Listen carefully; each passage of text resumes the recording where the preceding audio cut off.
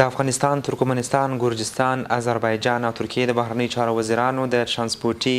او ترانزیټي لاجوردو لارې د ګټې اخیستنې هوکړلیک په اشخاباد کې لاسلیک کړ.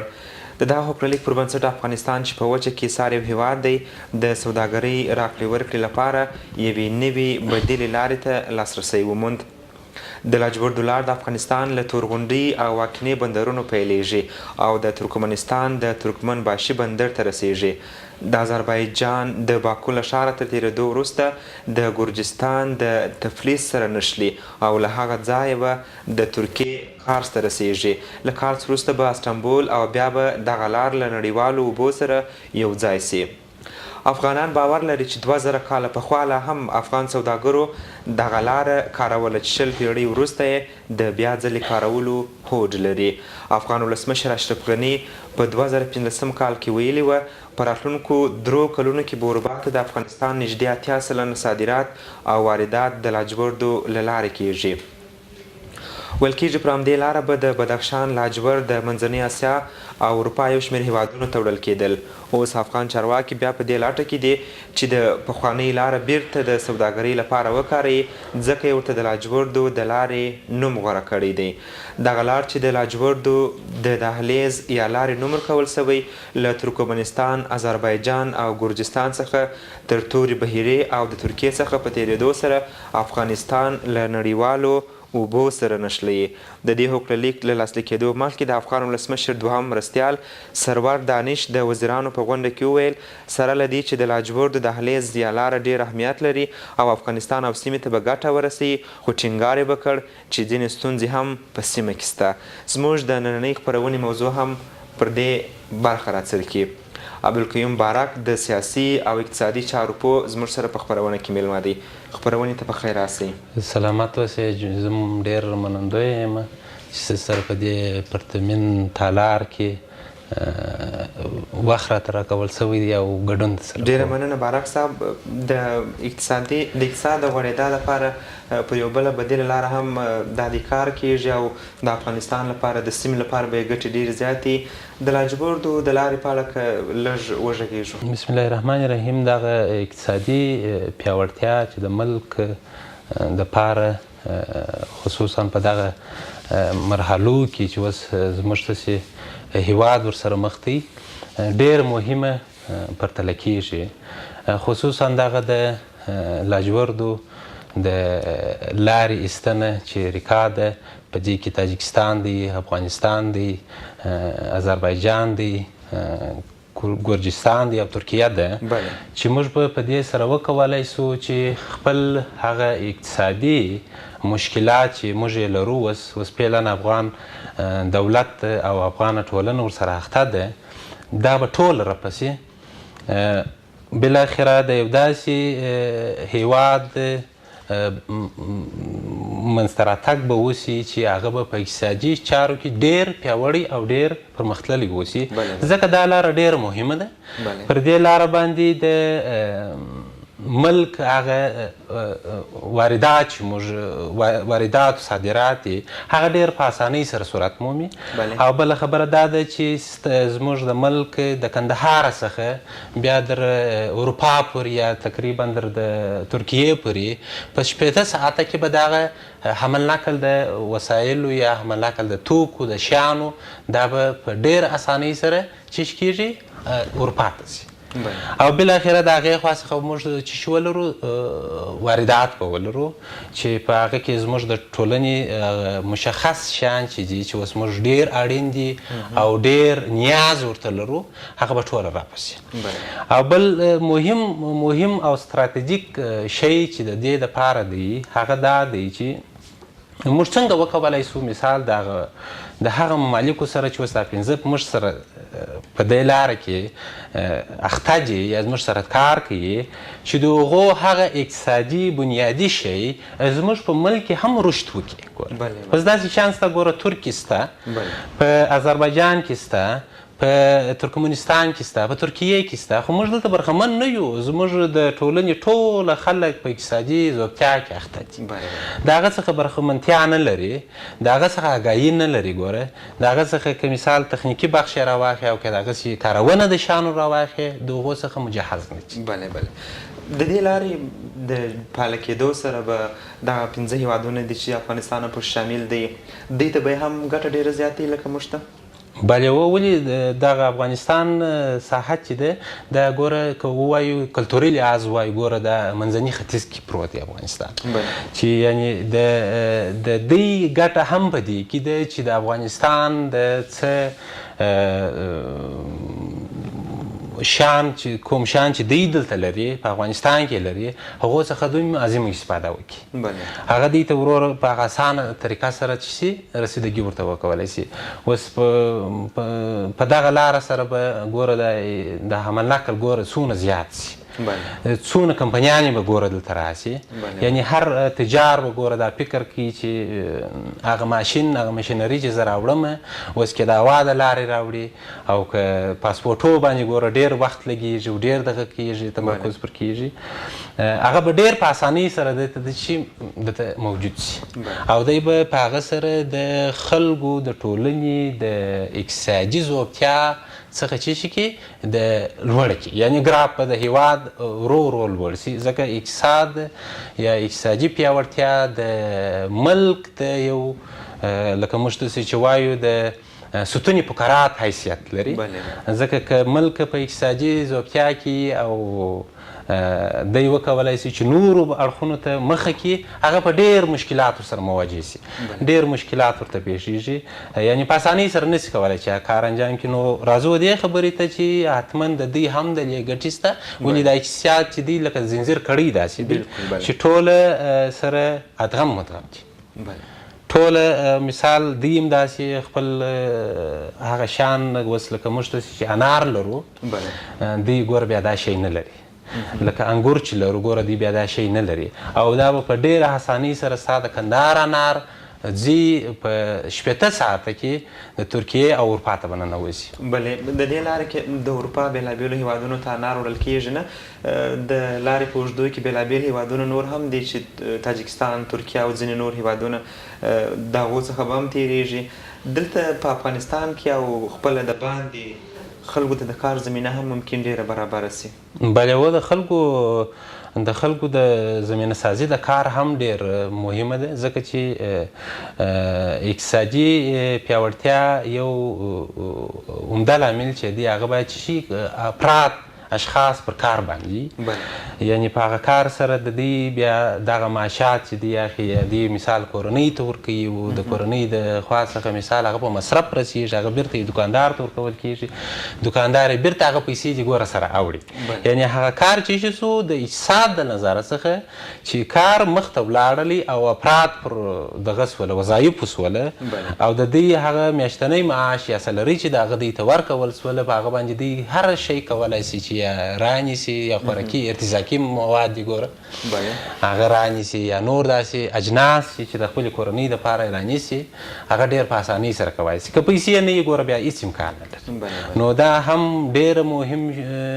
شی دی چې افراد باید وګمارل سي، افراد باید د هغو څخه عظیمه ګټه واخلي او هغه د دوی سره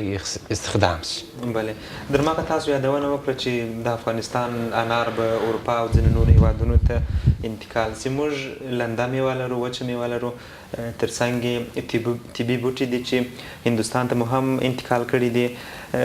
ستاسو په نظر باندې اروپایي هېوادونه د افغانستان کوم توکو ته ډېر لیواله دي؟ بلې دغه د مهم شی چې دی ګوره دغه ما چې مخکې تا ته چې مې یاد کړله دغه د افغانستان انارو او د افغانستان ګوره انګور دي او دغسې راواخه پسې د وردګو سیب دي ګوره دا ډېر اهمیت لري. دغسې راواخه دا وچه میوه یې ده، چاوجوشي دي او کشمش دي او دغسې نور مواد دی لري چې هغه د دوی دپاره ډېر اړین دي، ډېر اړین دي او ښه کیفیت لري. د اجناس ممکن موږ ډېر ګرځېدلي یو، ډېرو ساحو ته تللي یو چې مشتریان د هغه شي تقاضا کوي چې ښکلی شی وي، ښه شی وي، ارزانه شی وي، نو بیا دی څه شي کوي په هغه کې دلچسپي لري چې هغه څه شي کوي رانیسي. یعنې مهم شی دا دی چې د افغانستان بهترینه میوه ده، بهترین اجناس یې دي چې دغه چې د دوی سره وپلورل سي او دوی خپل اقتصادي وضع چې شي ډېر پیاوړی کړي. موږ نو کوم شیان بیا د اروپایي هېوادونو څخه چې دا مال په افغانستان کې ډېر ضرورت دی ورته به موږ افغانستان ته راوړو. د افغانستان لپاره ډېر شیان شته چې باید راوړل سي، خصوصا دغه هغه ماشینري چې اوس موږ داسې فیکټریانو لرو، ځینې فیکټریانې دي چې وروره موږ په هغه کې ماشینان نه لرو. ګوره هغه ماشین چې نه وي ګوره د هغه سره افراد هم ټوله بېکاره سي، ولې جنس تولید نه ورکوي. او دغسې راواخه د نور پرزجاتو د موټر پرزجات یو دغسې نور شیان دي چې باید په هغه کې څه شي د هغه ځای څخه څه شي راوړل سي.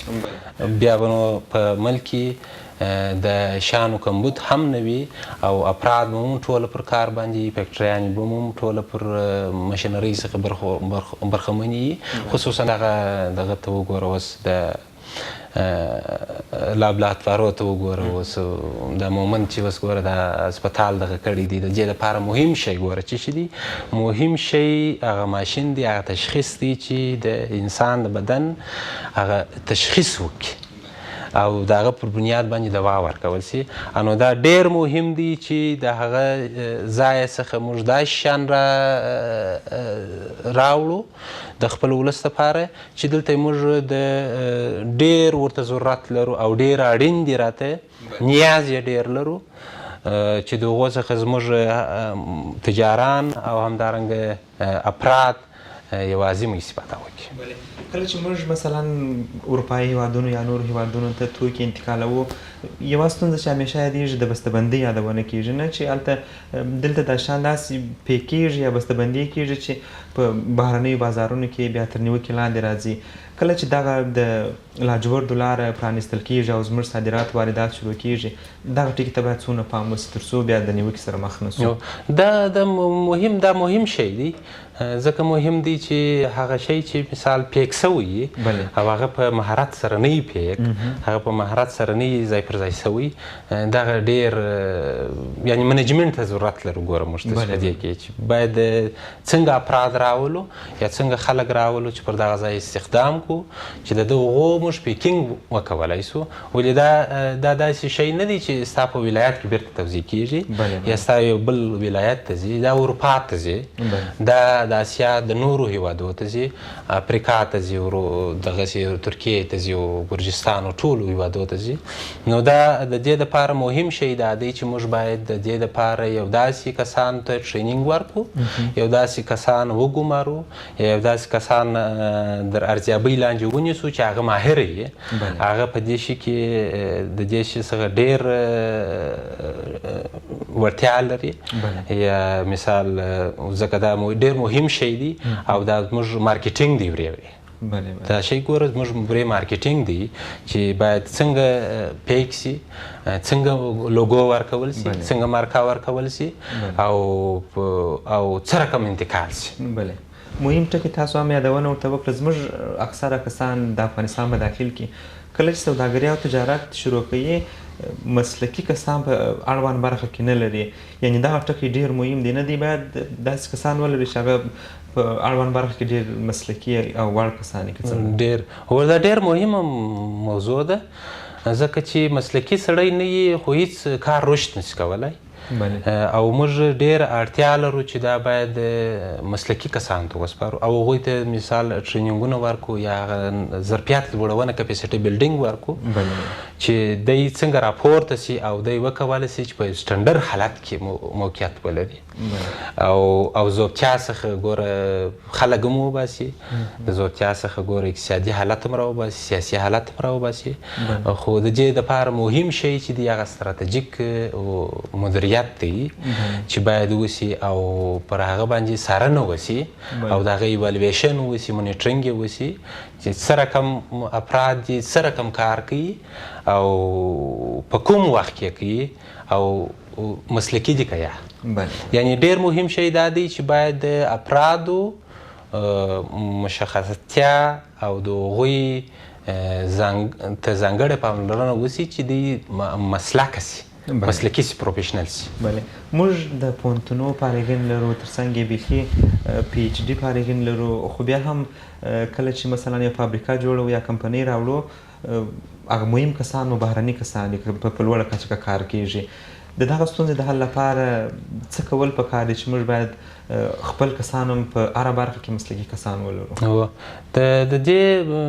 په هکله باید داسې ووایم کوم کسان چې اوس هغه دغه ته به نه ځو اوس پوهنتونو ته به نه ځو چې پوهنتونو زه خپله اوس د ملالۍ پوهنتون محصل یم فارغه سوی یم خو داسې یو حالت دی چې د انسان په خپله کارکردګي پورې اړه لري چې دی څونه اکټیو دی څونه فعاله دی یعنې هغه استاد چې دته لارښوونه کوي هغه درس ورته وایي و مثال هغه نمرجات یې جو د دې ټوله دغه دي خو کوشش مهم شی چې دا دی چې موږ متاسفانه چې نه لرو چې هغه مسلکي کسان نه لرو او د هغه خپل داسې افراد یې راته روزلي دي چې هغه هېڅ کار مخته نسی بیولی ګوره د پلان نه لري یو منیجمنت نه لري یو اداره مخته نسی بیولی چې څنګه باید رشد وکړو نو موږ ته مو لازمه ده چې اول داسې یو کسان پیدا کړو چې ځانګړي کسان یې او که هغه بهرنۍ هم باید وهڅوو رایه ولو چې دا زموږ د نور افراد د هغه څخه زده کړه وکړي په یو دوې میاشتې کې مثلا کلونه تېر سو بیا هم موږ په ډېرو برخو کې خپل پاملرنه نه ده کړې اوس ګوره یو کمپنۍ والا دی په دې کې دی چې خپل ځان ته ګرځي اپروپریټ واخلي خپل ځان ته ګټه مثال واخلي نور د افرادو په روزنه کې یا بهرني کسان هم ورسره شته دا نه ورته وایي چې وروره ته زه تا ته دوغنه پیسې درکوم یا دوغنه خرڅ یې درکوم یا دوغنه سلري در اضافه کوم وروره دغه زما مهم کسان دي پیاوړي دي په دا کمپنۍ کې یا د ملک لپاره تکړه خلک دي دغه ته یو ټرینینګ پارت ټایم ورک پارت ټایم ورک ځکه که ته نه یې که ته یو وخت نه وې دغه ستا کارونه باید دوی مخته بوځي ګوره بله مهم ټکی دغه دی کله چې بهرني کارګر په کمپنیو او ګټو پروژو کې کار کوي یعنې دوی باید افغان کارګر د ځان سره وروزي ترڅنګ یا د پروژې یا د کمپنۍ مسؤل هم مکلف دی مثلا چې خپل کارګر ورسره خو دا ډېر مهمه ده اوس ګوره که د کمپنۍ هغه مشر دی هغه سی او یې دی دی باید دغه فکر هم د ځانه سره ولري که چیرې دغه بهرنی کس نه و زما سره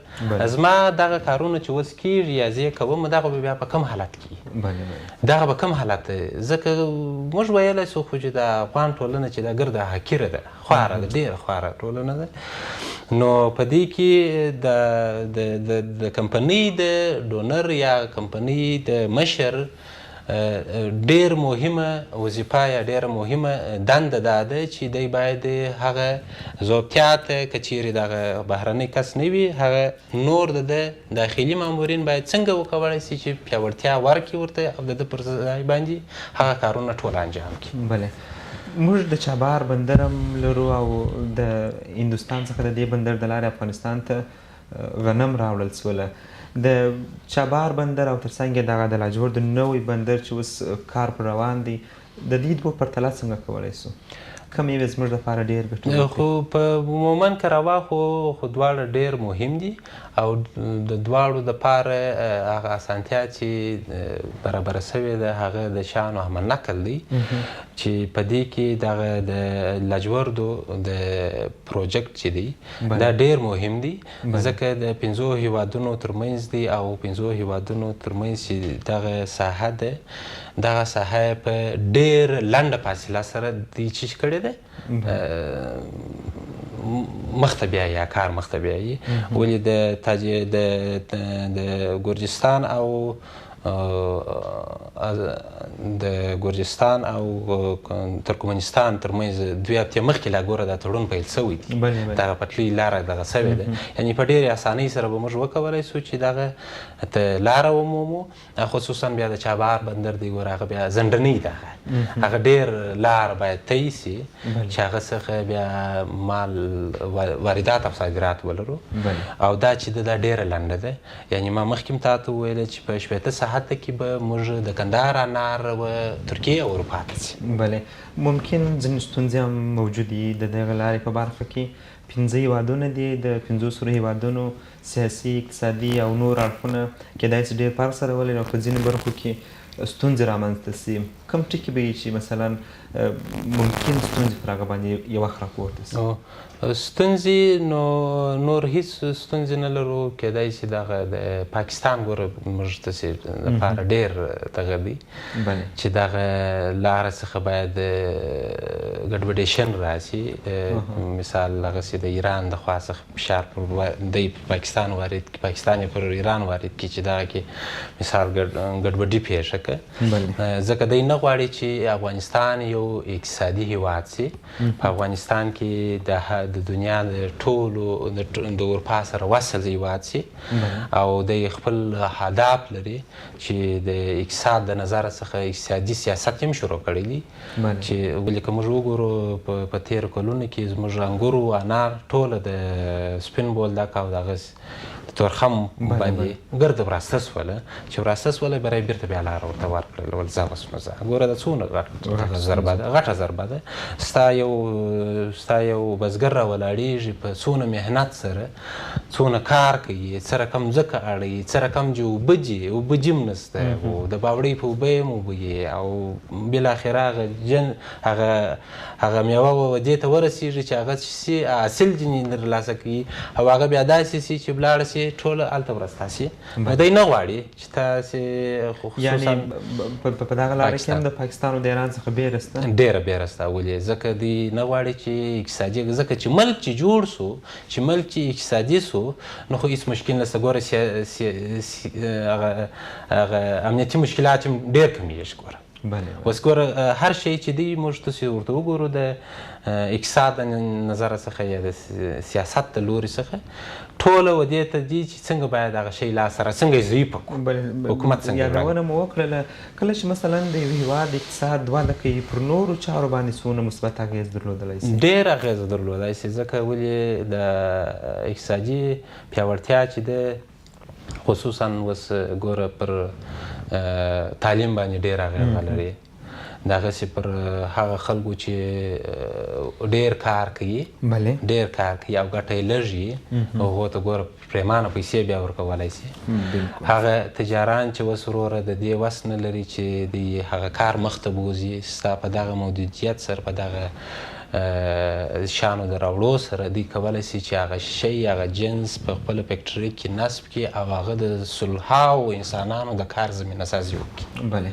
پاکستان یادونه مو در مخه وکړله چې په بېلابېلو برخو کې ستونزې جوړې کړي دي د دغه هېواد سره زموږ راکړه ورکړه او صادرات او واردات د ورځ په ورځ راکمیږي ګټه لري که تاوان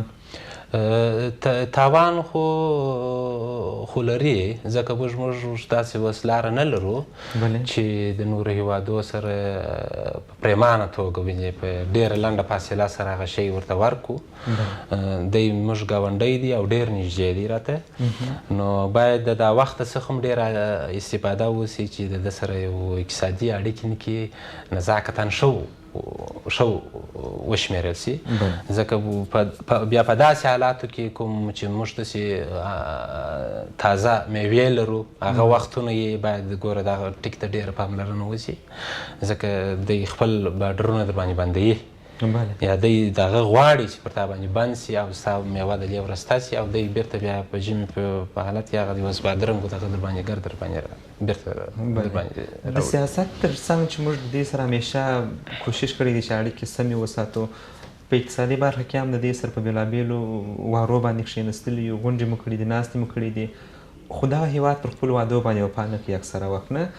د دې سره څه کول پکار دي ځکه موږ خو خپل کار کوو چې دوی نه عملي کوي او ستونزې جوړوي څه کول پکار دي اوس کول دی دا نه غواړي چې ستا ګوره ملک مخته ولاړ شي ما مخکې هم تا ته یادونه وکړله ځکه دی ستا څخه ډېر وام لري ډېر بیریږي ولې که دی موږ سره یو موټی سو د سیاست د نګاه څخه سیاسیون مې سره یو موټی سي اوس ګوره موږ ته سیاسیون پر جلا جلا لارې ځي هر یو خپله ګټه لري یعنې پاکستان د ګوره یو موټی نه یو او حال دا چې د پاکستان دا ټوله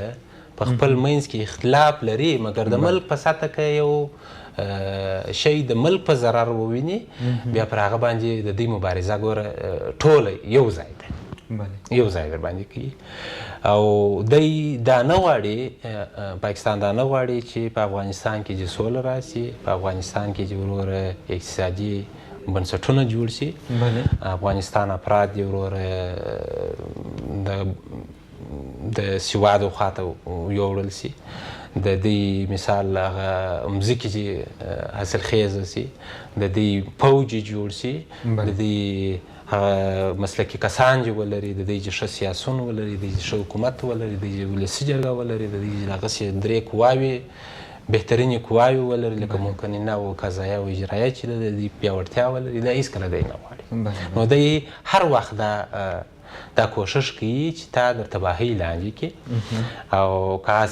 که هغه خارجي د خارج په واسطه باندې که هغه په خپله داخلي په سطحه باندې یو کار نه یو کار درته جوړوي ځکه دی ډېر وام لري او پر موږ باندې دا لازمه ده چې باید ټوله سره یو ځای سو که سیاست دی او که اقتصاد دی ولې دا دواړه سره تړلي دي او د دغو په موجودیت سره موږ داسې کولی سو چې یو پیاوړی افغانستان یو ښه افغانستان ولرو بلې د نورو برخو تر څنګ د افغانستان حکومت اوس د اقتصاد د ودې لپاره هم ډېرې هڅې کوي د دولت دغه هڅو ته په کتو موږ راتلونکي ته څونه هیلې درلودلی سو ولا که وګورو خو اوس د افغانستان دغه حکومت چې فعلا دا هڅې کوي د خصوصا د اقتصاد په مورد باندې دا ډېرې ګټورې کیدای شي تمامې شي ځکه دونه هلې ځلې چې کیږي بیا په داسې وخت کې چې افغانستان اوس ګوره د ډېر بهرني فشار لاندې هم ګوره دی د ډېرو خپلمنځي اختلافات هم ګوره لري افرادو سیاسیونو دغسې حکومت او اقتصادي ځوابتیا هم ګوره لري خو موږ په دې ورته هیله مند یو په دې ورته سترګې په لاره یو د ښه راتلونکي یو ښېرازول غواړو چې هغه دغه اقتصادي هڅې کولی شي چې دا ملک د بحرانه څخه وباسي یوازینۍ لاره یې همدغه ده چې دغه اقتصادي پیاوړتیا به وکولی شي چې زموږ ملک د اقتصاد ګراف د خلکو د ښه ژوند ګراف سطحه لوړه کړي بلې افغانستان په تېرو وختونو کې ښه اقتصاد درلودی دلته فابریکې فعاله وې خلکو یې ښه ژوند درلودی څه لاملونه وه یوازې د پاکستان لاسوهنې وې که نور لاملونه هم شته چې زموږ اقتصاد یې د مځکې سره ووالي بهرنی سیاست دی ګوره د خصوصا ایران او پاکستان تل یې دا هڅه کړې ده چې افغانستان هره فابریکه د افغانستان هر تکړه سیاسیون د افغانستان هره تکړه تګلاره دی چیش کې شنډه کړي او د دې پر ځای باندې یو داسې یو شی ورته ورکړي چې هغه ټوله د جنګ سره وي که وګورو موږ تاسې د کشنیانو ته د پاکستان د خوا څخه د توپکان وړل کېږي په د اخترو کې او بیا هم د کشنیان ولاړېږي د توپکان نیسي یعنې دی دا تاته د ده دا ستراتیجي ده د دې دا تګلاره ده چې تا څنګه دی وغواړي چې په جنګ باندې دې مبتلا کړي یوازینۍ هیله هم دا ده چې تا وغواړي چې په جنګ دې اخته کړي او د هغو بنسټیزو اقتصادي فرهنګي سیاسي چارو څخه دې لوړ وساتي یعنې په هغه دې هېڅ اګایي کوي هم نه نو د دوی ټوله دغه غوښتنه ده چې افغانستان تل داسې خوار حقیر واوسي تر څو هر یو وکولی شي چې په اسانۍ سره د بنسټیزو یادونه مو وکړله په افغانستان کې اوس د بندونو څخه رانیولې تر نورو کارونو پورې بنسټیز کارونه کیږي د راتلونکي لپاره یې ګټور بولئ؟ بلې و دغه خصوصا دغه د سلما بند و او دغسې نورې پروجکټ چې و نورې پروژې چې وې دا د افغانستان د پیاوړتیا دپاره یو ډېر مهم لاره ده او په تدریجي ډول کولی سو چې د بحران څخه تېر سو. ګوره دا د 15 کاله جنګ ځپلی دي لکه اوس یو خونه چې ودانیې په ډېر وخت دغه کېږي ترمیمیږي یا ودانیږي او که چیرې وغواړي چې هغه د منځه څخه وړې په 2 دقیقو کې د منځه څخه ځي. نو ډېر ورته تدریجي ډول باندې دا بنسټیز کارونه چې دي دا د افغانستان د بقا دپاره د پایښت دپاره ډېر غټه هیله ده د خلکو د افرادو د خپله د دولت او د حکومت او د ملت دا غوښتنه ده چې دغسې بنسټیز کارونه دغسې پروژې باید په صحیح ډول عملي سي. یو خو ځینې پروژې ځینې مؤسسات موږ تاسې لرو چې هغه صرف د نامه دپاره راغلي دي صرف وروره هغه خپل کار کوي نور بالا هغه خپل موده لري د مودې څخه هاخواته نه دی دا ګوري چې دا څونه پایښت لري دا څنګه بقا ورکوی سي د کلي دپاره د ولایت دپاره د افغانستان دپاره یعنې دغه هېڅ مونیټرنګ یې نسته. ګوره یا مؤسسات ګوره چی شي کوي په څه شي باندې اخته دي دوی څنګه پروپوزلان ورکوي دوی د کم کلي څخه مثال هغه کم کلی چې دوی د هغه د بقا دپاره څه شي کوي یعنې اړتیاوو ته په کتو کار نه کوي داسې کار نه کوي. بله بهرک صاحب ډېره زیاته مننه چې زموږ سره مو په نننۍ خپرونه کې ګډون وکړئ. سلامت اوسئ. ستاسو څخه م یو جان مننه چې موږ ته مو وخت راکړئ او خپل هغه مهم کور ودان تشکر مننه. درنو لیدونکو او د راډیو ګرانو اورېدونکو زموږ د نن ورځې خپرونه د لاجوردو لارې ته ځانګړې سوې وه چې د دې لارې به د 5 هېوادونو ترمنځ سوداګریزې اړیکې پراخېږي. ستاسو څخه مننه چې زموږ سره مو تر دې مهاله ملتیا کوله.